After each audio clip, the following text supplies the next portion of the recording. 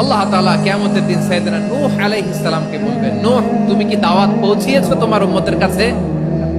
নূহ আলাইহিস সালাম বলবেন, হ্যাঁ আমি পৌঁছিয়েছি। এবার নূহের উম্মতকে আল্লাহ জিজ্ঞেস করবেন, এ নূহের উম্মতেরা, তোমাদের নবী নূহ কি দাওয়াত পৌঁছিয়েছে? নূহের উম্মত বলবে, না আল্লাহ, আমাদের কাছে কোনো সতর্ককারী আসে নাই, কোনো নবী টবি আসে নাই, কোনো দাওয়াতও আমরা পাই নাই, আপনারাও চিনি নাই, জান্নাতও চিনি নাই, জাহান্নামও চিনি নাই।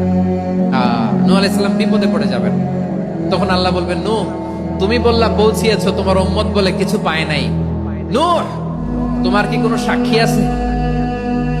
তোমার কথা আর তোমার উম্মতের কথা তো মিলে না।